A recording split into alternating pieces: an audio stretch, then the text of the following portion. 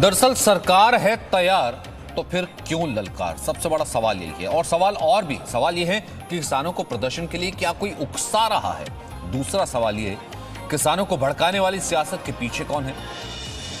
तीसरा सवाल सरकार बातचीत को तैयार है फिर क्यों ललकार है। और चौथा सवाल किसानों का घमासान 5वें दिन भी बॉर्डर पर जाम। हमारे साथ इकबाल सिंह लालपुरा हैं बीजेपी के प्रवक्ता, रंजीता मेहता हैं कांग्रेस से प्रवक्ता, विजय सरदाना हैं कृषि विशेषज्ञ इकोनॉमिस्ट, और हमारे साथ पुष्पेंद्र चौधरी है जो कि किसान नेता हैं। इकबाल जी, सबसे पहले मैं आपके पास जाना चाहता हूं, किसानों ने तो साफ बता दिया है जिस तरीके से आपकी बैठक भी हुई, कल रात को स्ट्रेटजी भी प्लान हुई, अब आगे की रणनीति क्या है? क्योंकि बातचीत का ऑफर सरकार कर चुकी है, किसान ठुकरा चुके हैं, कह रहे हैं कि दिल्ली के भीतर आने दिया जाए, भले आम लोगों को परेशानी हो, हजार लोग हैं, लेकिन असल में अब क्या स्ट्रेटजी है उनको अप्रोच करने की? किसान हमारे संपर्क में हैं और हमने उनको वार्ता के लिए पहले भी निमंत्रण दिया था।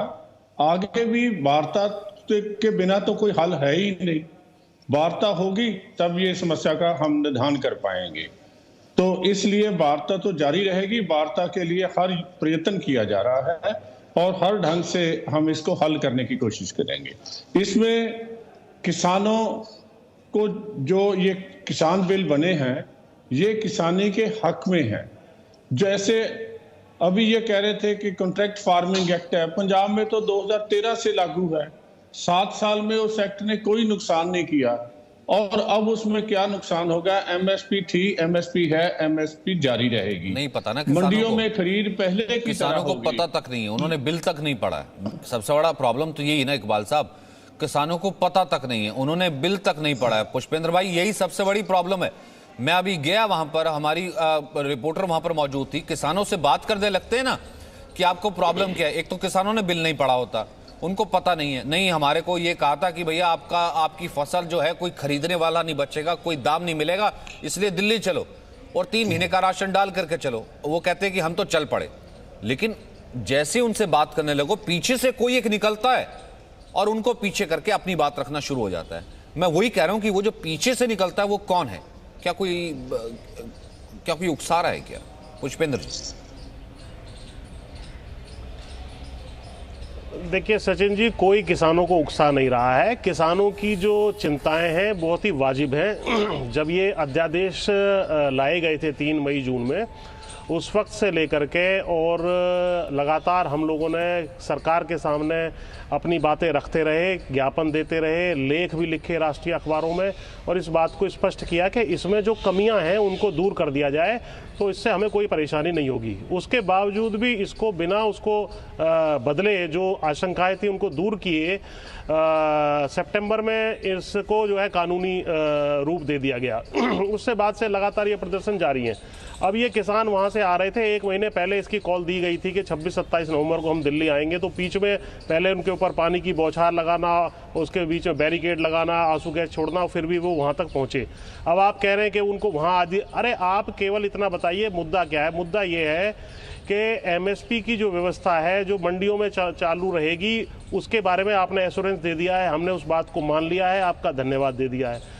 दूसरी बात जो हम कह रहे हैं वो ये है कि भैया जो मंडी से बाहर खरीद परचेज होगी, जो प्राइवेट व्यापारी, प्राइवेट कंपनियां खरीदेंगे, उसके ऊपर भी एमएसपी आप लागू कर दीजिए, तो हमें ये सारे सुधारों से कोई परेशानी नहीं होगी। मेन मुद्दा ये है, इसको एड्रेस किए बगैर ये आंदोलन शांत नहीं होगा। इस पर सरकार बात ना करके किसके आदमी थे, कौन सी राजनीति थी, किस रंग के कपड़े पहने थे, इसका कोई अर्थ नहीं है। मुझे बताओ कि पहले कहते दिल्ली आना है, वो कह रहे दिल्ली आ जाओ, फिर कह रहे कि हम बॉर्डर जाम कर देंगे, हम पूरा हाईवे खोद देंगे कि कोई आदमी भी ना जा सके। सर हाईवे खोदने लग गए, उन्होंने कहा कि बुराड़ी आ जाओ, वहां बैठ के बात कर लेते, कह रहे हम बुराड़ी नहीं आएंगे, वहां पे जेल बना देंगे। फिर अब कह रहे हैं कि जंतर मंतर तक आ जाएंगे। भाई मकसद क्या है कि पूरे की पूरी व्यवस्था को नहीं पूरी व्यवस्था को चरमराना है क्या सर? अब ऐसे लाखों लोग वहां पर मौजूद है, सबको कह दें कि आओ दिल्ली में आ जाओ। नहीं, कोई मकसद नहीं है। इसका मकसद क्या है सर? सर कोई रिप्रेजेंटेटिव निकले, उनसे बात कर ले, बात खत्म, उसके बाद बात करने की तैयारी कोई नहीं है। जब हाँ, जो 7 दिन से 6 दिन से लोग वहाँ से चले हुए हैं, भूखे प्यासे, डंडे लाठी पानी बरसात झेल करके यहाँ आंसू गैस झेल के पहुँचे, तो उनको भी कोई मज़ा नहीं आ रहा इस काम में। हमने अपनी बात, उन्होंने ये कह देना चाहिए भाई हम तैयार हैं, 11 बजे 12 बजे अपना एक डेलीगेशन 10 आदमी 11 आदमी 21 आदमी का आप भेज दीजिए, वार्ता शुरू हो जाएगी। क्या ऐसा कोई स्थान या कोई ऐसी बात सरकार की तरफ से आई है? वो कहाँ बैठे हैं, पहले सारे इकट्ठे एक जगह हो, फिर हम वार्ता शुरू करेंगे। इससे अच्छा ये था कि आप जो है वार्ता के लिए पहले ही खोल देते कि भाई आप आज बता दीजिए कि शाम को 4 बजे 5 बजे 21 आदमियों को डेलीगेशन लेके आ जाइए, वार्ता हो जाएगी। उसको ना करके आप कह रहे हैं पहले सारे एक जगह इकट्ठे हो। अरे एक जगह इकट्ठे होने पर आपको ज्यादा परेशानी हो जाएगी। सर मुझे आज तो वो अलग अलग बैठे हुए इकट्ठे हो, मुझे एक बात बताइए, तो एक जगह इकट्ठे करने की बात सर लाखों आदमी उस हाईवे से गुजरता है, ना हम गुजरने देंगे किसी को, हाईवे तोड़ देंगे, हाईवे वहां पर कर देंगे, आपको दूध नहीं मिलेगा। सरदाना जी ये कौन सा आंदोलन है ना, मुझे बताइए। आम किसान अफोर्ड कर सकता है कि 4-4 महीने तक, जब फसल कटाई की फसल बुआई का जिस वक्त हो, वो 4 महीने तक जो है डिजाइनर होकर के वापस आ जाए और उससे कोई पूछ ले कि आप भैया क्यों आए हो, उसको पीछे कर करके कोई एक नेता निकलता है खड़ा करके बाइक पे और वो शुरू हो जाता है, नहीं जी हम तो 26 जनवरी की झांकी देख करके जाएंगे, उससे पहले जाएंगे नहीं, जैसे सोच करके स्क्रिप्ट के तहत वो वापस आए। विजय सरदाना, देखिए ऐसा है कि पहली बात तो ये किसान आंदोलन नहीं है, ये किसानों को बदनाम किया जा रहा है। ये आंदोलन है व्यापारियों का, किसानों के नाम पे। क्योंकि व्यापारियों को ये पता है कि उनको जन समर्थन नहीं मिलेगा अगर ये व्यापारियों के नाम पे आंदोलन किया जाएगा, इसीलिए हमने एक मुखौटा लगा दिया किसान का। अब मुझे ये बताइए कि व्यापारियों को ऐतराज किस बात का है? पंजाब में 8.5% पहले स्टेज पे अगर टैक्स लगता है, दुनिया में कहां है? पहली बात। जहां तक बात है एमएसपी की, तो एमएसपी की तो ये बात कर ही नहीं रही, ये तो कह ही नहीं रहे कि जो पंजाब स्टेट ने कानून पास किया है उसको सरकार मंजूरी दे, ये तो कह ही नहीं रहे।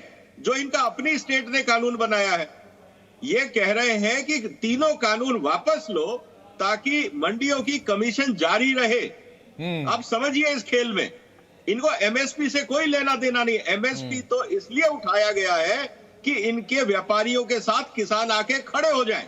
इनका मकसद एमएसपी नहीं है, इनका मकसद है मंडी सिस्टम चलता रहे। 8.5% जो टैक्स पेयर का पैसा है, पंजाब को हर साल 6,500 करोड़ रुपए टैक्स पेयर का मिलता है व्यापारियों को। ये 6,500 करोड़ रुपए जो है, असली जड़ ये है, एवरेज इनकम एक व्यापारी की 50 लाख से 1 करोड़ रुपए है, वो भी टैक्स पेयर का, बगैर कंपटीशन के, बगैर क्वालिटी के। कहीं होता है दुनिया में? सच्चाई ये है सर कि ये पैसा मेरी जेब में जो फ्री में आ रहा था, अब ये नहीं निकलना चाहिए, पहली बात। दूसरी बात, कोई भी व्यापारी संघ ये गारंटी देने को तैयार नहीं है और बताने को तैयार नहीं है कि जब आप 2, 3, 4 रुपए में किसान से माल खरीदते थे, कंज्यूमर तक 50 रुपए में क्यों पहुंचता था? ये बीच का पैसा कौन रखता था? ये कोई बात करने को तैयार नहीं है। तीसरी बात, अगर ये कॉन्ट्रैक्ट फार्मिंग का मुद्दा उठा रहे हैं, कॉन्ट्रैक्ट फार्मिंग तो ऑप्शनल है, आपको कोई जरूरी नहीं है कॉन्ट्रैक्ट करना। जहां तक बात है स्टोरेज की, तो स्टोरेज आज व्यापारी भी करते हैं, तो स्टोरेज में अगर आपको रखना है आप रखिए। और जहां तक बात है, इस देश में 6.5 लाख टन खाद्यान्न प्रोडक्शन होता है डिफरेंट कमोडिटीज का। स्टोरेज कैपेसिटी देश में 30 से 40 मिलियन टन है। 1 लाख करोड़ का खाना हर साल बगैर स्टोरेज के वेस्ट होता है। कह ही नहीं रहा ना, रिफॉर्म्स के ऊपर तो बात ही नहीं हो रही ना। मेरा सबसे बड़ी बात है रिफॉर्म्स पे बात ही नहीं हो रही। बैरिकेड तोड़ देंगे, सड़क जाम कर देंगे, नहीं बैरिकेड तोड़ देंगे, सड़क जाम कर देंगे। ऐसा है कि देखिए शाहीन बाग में भी तो किया था, इस तरह की चीजें। मतलब रिफॉर्म्स पे अगर बात तो कीजिए। मैं ये कह रहा हूं कि अच्छा पुष्पेंद्र जी कह रहे हैं कि ठीक है, पुष्पेंद्र जी हाथ उठा रहे हैं, फिर उसके बाद रंजीता जी आपके पास आता हूं। बोलिए पुष्पेंद्र। देखिए रिफॉर्म्स पे बात कैसे होगी? बात जब अध्यादेश आए थे उसके बाद जो है 10 आर्टिकल मैं खुद लिख चुका हूं सर, उससे पहले नहीं था, में बता चुका हूं, सारे काम कर चुके हैं, डेलीगेशन जा चुके हैं। क्या हुआ मुझे एक बात बताइए ना पुष्पेंद्र जी, आपने और मैंने भी कम से कम 50 डिबेट तो इस पे की होगी। चेंज क्या हुआ? अब आप एमएसपी की गारंटी की बात करते हो, उससे क्या इससे पहले एमएसपी मिल रहा था? क्या इससे पहले एमएसपी की गारंटी थी? जो यहाँ पर काला कानून हो गया, यहाँ पर अध्याय बदल गया। मुझे एक बात बताइए, मेरी बात सुनिए। नहीं मेरी बात सुनिए। देखिए, जो एमएसपी मंडी के बाहर मिल रहा था, अब मंडी से बाहर भी सेल की जो छूट दी गई है उसमें एमएसपी लगाने में आपत्ति क्या है? ये जो मांग रखी जा रही है किसानों की प्रति, इस पर आप चर्चा करिए। बैरिकेड्स, पानी की बौछार, इन सब चीजों से चर्चा करने से मसला हल नहीं होगा। आप केवल एमएसपी पे बात करिए, वही मुद्दा फोकस का है। और ये आंदोलन किसका है किसका नहीं है, ये सब बातें बेमानी है। मुद्दे पे आप आइए। यदि ये मुद्दा हल हो जाएगा तो आंदोलन स्वतः ही समाप्त हो जाएगा, कोई दिक्कत नहीं होगी। ठीक है, रंजीता जी का अब तक कमेंट नहीं मैंने लिया। रंजीता जी, उसके बाद वापस आता हूं इकबाल जी। देखिए, आज आप सब लोग बातें कर रहे हैं कि किसान आज सड़कों पर जो हैं वो किस लिए हैं और किस तरीके का व्यवहार कर रहे हैं। आज उनको व्यवहार करने के लिए मजबूर किसने किया है? आज उनको दिल्ली तक के बॉर्डर तक आने के लिए मजबूर किसने किया है? पहली बार ऐसी सरकार देखी है जो जाम लगा रही है, जाम हटवाने की बजाय तो पत्थर रखकर लोगों को रोक रही है और जाम लगा रही है और किसान खुद जाम हटा रहे हैं। अगर वो शांतिपूर्ण ढंग से वहां दिल्ली आ रहे थे तो उससे पहले वो ऑलरेडी मीटिंग कर चुके थे तोमर साहब से और उनको हल नहीं मिला, तभी वो दिल्ली आने के लिए मजबूर हुए हैं। किसी को भी शौक नहीं है सड़कों पे ठंड में अपने परिवार से जो है वो वहां पे रात गुजारे। आज मुझे ये बताइए कि सरकार की किस बात की हट है कि आज चौथा दिन हो चुका है। अमित शाह जी 12,000 किलोमीटर दूर तो जा सकते हैं रैली करने के लिए, पर बॉर्डर के ऊपर 12 किलोमीटर आकर उनसे बात क्यों नहीं कर सकते? अगर आपको वाकई ही चिंता है किसानों की तो आप आकर बात कीजिए, उसका समस्या का हल निकालिए। आप बार बार बात कर रहे हैं कि वो व्यापारी हैं, वो किसान नहीं है। आज इतनी संख्या के अंदर किसान वहां पर अपनी बात लेकर बैठे हैं। अगर आप व्यापारियों को समझाना चाहते हैं, किसानों को समझाना चाहते हैं, आपके अपने खुद के विधायक आपके साथ नहीं है। मैम, यही बिल तो आप ला रहे थे। मैम, यही बिल तो आप ला रहे थे। मुझे एक बात बताइए ना, ठीक है मैं सरकार से सवाल पूछूं कि ठीक है मिसकम्युनिकेशन हुआ, कम्युनिकेट नहीं कर पाई सरकार, किसानों तक नहीं पहुंच पाई, इसकी 100 कमियां, लेकिन यही बिल तो आप लेकर के आ रहे थे जिसका उस वक्त ये विपक्ष में थे, विरोध कर रहे थे। मुझे एक बात बताइए, यही एमएसपी का इश्यू तो तब भी था जब आप ट्रैक्टर ले जा रहे हैं। हमेशा किसानों की हित की बात करती आई है। अगर हम भी बिल लाते एमएसपी की गारंटी के साथ लाते। अरे मैम, उसमें कहा था एमएसपी की गारंटी? उसमें कौन सा मसौदा था? यही बिल था, सेम का सेम। मुझे बताइए ना, सेम का सेम यही बिल था, यही बाजार आप खोल रहे थे, यही सब कुछ कर रहे थे, यही कह रहे थे कि वो कहीं भी बेच ले। एग्जैक्ट बिल आप लेकर के आ रहे थे।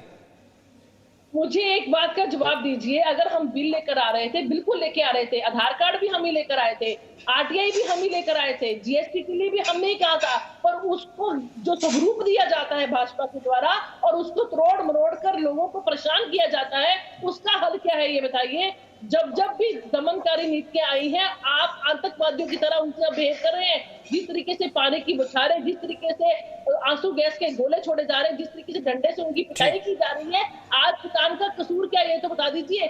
आज लालपुरा जी बताइए क्या कसूर है? तो है, किसानों की मन की बात बताइए क्या कसूर है? हमने किसानों को आने का न्योता दिया, उनसे 2 बार बातचीत हुई, छोटी बात नहीं हुई, 7-7 घंटे श्री नरेंद्र तोमर जी की बात हुई, पीयूष गोयल जी की बात हुई। बातचीत से तो हम अब भी नहीं भागे। दूसरी बात ये है, जो ये निशान उठा रहे हैं, आपने तो 1982 में सिखों को आने से बसों में, गाड़ियों में उतार के जलील किया था। आपके मुंह से तो ये बात अच्छी नहीं लगती। दूसरी बात ये है कि 64 65 से एमएसपी है। बात सुनिए, आपकी सुनी है मैंने। 64 से 60 अब 2014 तक कितने, आपने क्यों इसकी एमएसपी का एक्ट नहीं बनाया? आप वो बातें कर रहे हो जो आपने खुद नहीं की और ऐसे लोगों को गुमराह करने की कोशिश कर रहे हो। आप ये बताइए, मसला भारत का है किसानी का, क्या ये कनाडा की पार्लियामेंट में डिस्कस होगा? क्या ये अमेरिका में बैठा अतवादी ये कहेगा कि मैं $1 मिलियन दूंगा? क्या इसमें वो लोग आएंगे जो पहले नेक्सलाइट होके लोग मारते थे, फिर उग्रवादी बन के लोग मारते रहे? आपने उनको निकाला बीच में से। आप देश की एकता और अखंडता नहीं चाहते। आपने लोगों को इस ढंग से लेके रखा है कि वो लोगों को आप बहका रहे हो। अभी बता रहे थे कि उन्होंने तो एक्ट ही नहीं पढ़ा। आपका काम था उनको समझाइए। आप हमेशा आग लगाने वाले रहते हो। आपके तो वो आदमी थे जो खालिस्तान के हक में धरना देते थे, खालिस्तान का मेमोरेंडम में दस्तखत करते थे। आपने उनको चीफ मिनिस्टर बना दिया। आप उसी तरह एमएसपी की गारंटी के बारे में बताइए। एमएसपी की गारंटी आप क्यों नहीं जोड़ते हैं ये बताइए। केवल सर, आज तक तो एमएसपी मिलता ही नहीं रहा। मुद्दा सर ये आज है। तक तो एमएसपी नहीं मिला। मुझे एक बात बताइए ना, कौन सी भाई, ऐसी सरकार, मुझे बताइए ना, कौन सी सरकार आप एमएसपी की गारंटी के ऊपर खड़ा कर लेते? इनको जवाब देने दीजिए। हाँ, तो एमएसपी की गारंटी के विषय में इनको रेस्पॉन्ड करने दीजिए, इनको बताने दीजिए। किसान मांग रहा है इस बात को, तो क्या तकलीफ है? सर क्या गलत है? सर मेरा सवाल तो सिर्फ सोकॉल्ड आंदोलन को लेकर के है। इंदिरा गांधी को मेरा सवाल तो सिर्फ सोकॉल्ड आंदोलन को लेकर के है। इस्तीफा देना पड़ा था। अब ये पार्लियामेंट है, आंदोलन मुद्दे को लेकर के है। हर शब्द जो मुद्दे है की वजह से तो कानून से आंदोलन हो ज्यादा रहा है। जो श्री नरेंद्र तोमर जी ने पार्लियामेंट के पटल पे ये बात कही है कि एमएसपी थी, एमएसपी है, एमएसपी जारी रहेगी। अगले फसल की एमएसपी अनाउंस भी हो गई है, उसके बाद नहीं आ जाएगी। अरे प्राइवेट सेक्टर की बात कर रहे हैं कि प्राइवेट सेक्टर में जारी रहेगी, लगेगी। आज से पहले तो प्राइवेट सेक्टर था ही ना। लास्ट कमेंट 20 सेकंड विजय सरदाना, लास्ट कमेंट 20 सेकंड विजय सरदाना, क्या इतने वर्ष भी मानेंगे? अच्छा ठीक है, मैं एक क्लॉज जुड़वा भी देता हूं, एक क्लॉज के लिए मैं बात भी कर देता हूं कि एमएसपी प्राइवेट सेक्टर में किसान मंडियों के बाहर कहीं भी बेचे, लेकिन हाँ उसके लिए भी उसको मिनिमम सपोर्ट प्राइस मिल जाएगा। लेकिन क्या उतने भर से आंदोलन खत्म हो जाएगा या फिर इसके पीछे कुछ और है? बताइए, लास्ट कमेंट। देखिए, सबसे इंपॉर्टेंट चीज है, कोई भी ये बताने को तैयार नहीं है क्वालिटी स्पेसिफिकेशन क्या होगा। अगर आप एफसीआई का क्वालिटी स्पेसिफिकेशन देखें जिसपे एमएसपी मिलती है, अगर मैं उसको प्राइवेट में मैंडेटरी करता हूं, सारा का सारा माल रिजेक्ट हो जाएगा, क्योंकि एफएसएसएआई के कानून के हिसाब से एफसीआई जो माल खरीदता है वो रिजेक्ट क्वालिटी का माल है। Exactly. ये एक्सेप्शन दिया गया है कानून में एफसीआई को कि सड़ा गला माल खरीद सकता है एफसीआई। आप अगर मेरे सामने देखें तो 14% मॉइस्चर और 14.5% कचरा, मिट्टी, टूटा, कीड़े लगा हुआ माल एफसीआई खरीद सकता है। वही किसान खड़ा होकर के, अभी मैं बात कर रहा था, वही किसान खड़ा होकर के सड़क पे ये सवाल पूछता है कि ऐसा है कि जब मैं प्याज बेचने जाता हूं तो वो प्याज बिकता है जो है 1 रुपए किलो, 2 रुपए किलो, लेकिन जब रिटेल में वो प्याज बिकता है तो वो 60 रुपए 70 रुपए कैसे बिकता है? बीच का कहां चला जाता है? इसी बीच के को खत्म करने की तो ये पूरी लड़ाई है। या फिर यूं कहें कि जब सबसे पहला आता है, जब किसान बिल आया पूरे देश के लिए, सिर्फ पंजाब का ही किसान क्यों बाहर आया? फिर पंजाब किसान बाहर आया तो कह रहे नहीं जी हरियाणा का भी आएगा, देखिए अब उत्तर प्रदेश का भी आएगा। आज कुछ वैसी कुछ स्क्रिप्टेड कोशिश की जा रही है। मैं ये नहीं कह रहा कि किसान इसमें गलत है, किसान की सभी मांगे जायज हैं और वो अन्नदाता है, उसकी तमाम मांगे पूरी होनी चाहिए, लेकिन उसके नाम पर कुछ लोग अगर राजनीति कर रहे हैं वो लोग भी सामने आने चाहिए। बहुत बहुत शुक्रिया आप सभी का मेरे साथ बने रहने के लिए और इस चर्चा के लिए। Presenting B News app available on Google Play and App Store. Download it now.